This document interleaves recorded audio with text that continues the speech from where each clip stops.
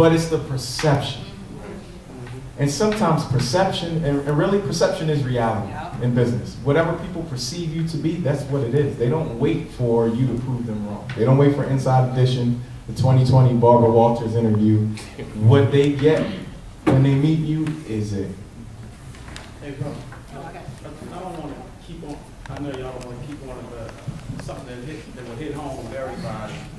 As an Afro-American man, if you go down Center City and look at the averages of Afro-American men dressed in suits, it outweighs the other of the Afro-American man. So if an Afro-American man comes in Center City for suit, the first thing somebody who saw me didn't know that I was in the business field was I going to court? Yeah, exactly.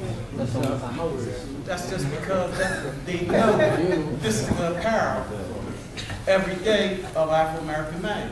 So when he saw me in the suit, was I going to court? No, I dress like this every day. Oh, yeah, what do you do? So you have to know that the fad of the apparel of the street is different than you being in business. If you want to become a businessman, and this is what you're showing because you're here, then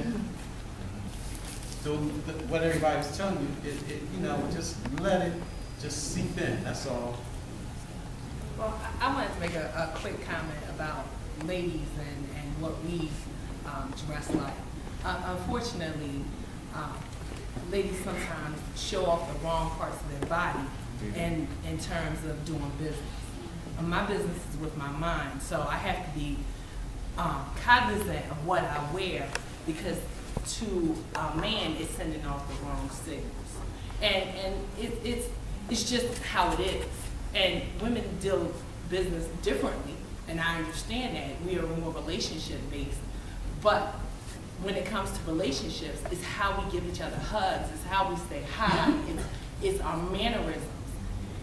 And for me, one of the big decisions I made was to grow locks after I left corporate America, because it was something that I couldn't do inside of corporate America. I was looking to find myself first before I found the business. And I had to know what's comfortable to me. In corporate America, locks are not hitting it. That we're damaging our own hair, trying to fit into somebody else's model of what we should look like. So being an entrepreneur actually expanded my possibilities and what I could do. But also, now I deal with corporate clients, I want to have a professional image. So it's always a balance of who you're talking to, and I think about that as I'm dressing. I say, who's on my agenda? And one of the mistakes I made, and I swear I hope nobody makes this mistake, is I went outside thinking I wasn't going to meet a client that day. I went outside with my hair just undone and a t-shirt to a Fridays. Don't do that. When you become an entrepreneur, you're always at work 24 hours a day, 7 days a week. People see you all the time, especially knowing that you're marketing yourself consistently. So I had to change my whole closet. And now I think about that every time I step out the door. I really want to kind of touch on that piece and wrap things up before we go on, that we're not telling you to lose yourself, right? So once you kind of identify the passion, know who you are, know yourself, right? But again, get what you want, get what you need to succeed. So, I want to just leave it at that. The main thing, particularly, I want to emphasize again, is not to lose what's in here. No matter what organization you work for, not to let them change you, but you know what you're in it for. So you have a plan and a strategy already. You research that company, you know what you're there for. Even maybe how long. You say, I need to be at this organization for 3 years to gain some savings. I need this salary, this amount to accomplish my goals. And then you work from there. Whatever you have to do within that industry, you get what you need.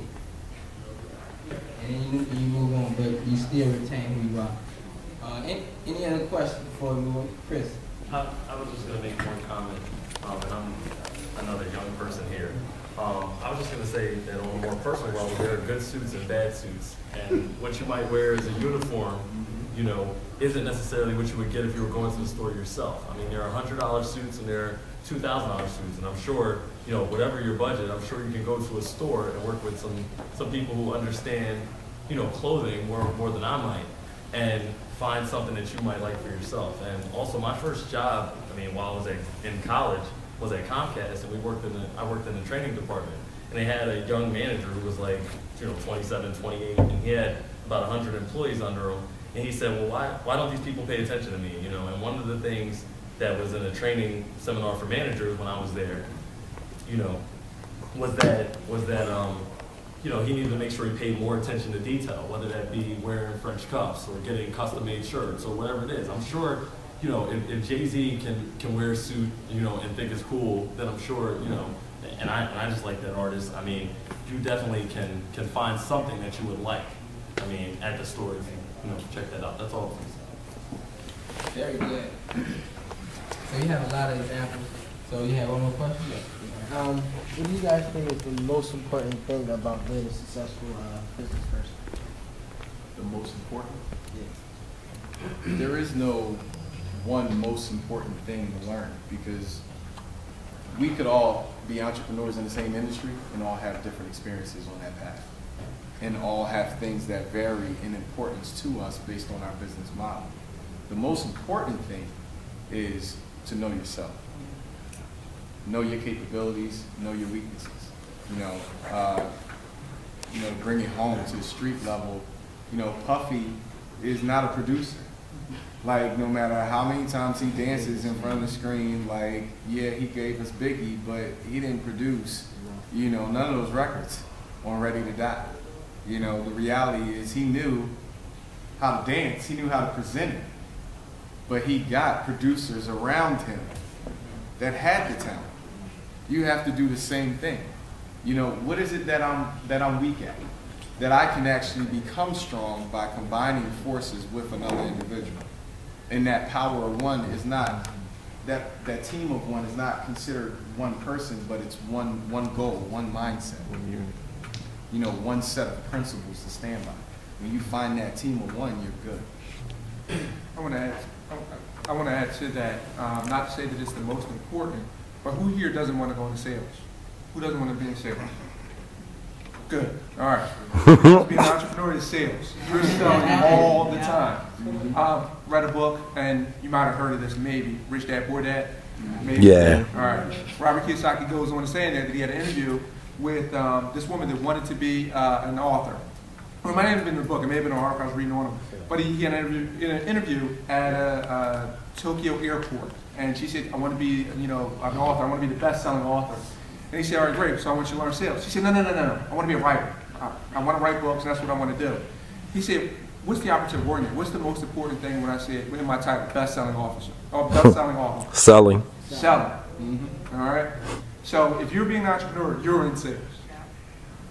So that's important. It's important to know. Very much. I just want to add one more thing with regard to that. As an entrepreneur, I think that another important thing is to know how to change, how to adapt. There's this book called Dip, and basically it says you got to know when to hold them and know when to fold them. And you know, I mean, sometimes you can be going down that path and going down that path, and that's not the right path. You need to shift. And sometimes you need to just hold on, even if nothing is giving you anything back. So it's really beginning to get that balance, so you can always feel as if this is not in vain. I am going somewhere. I am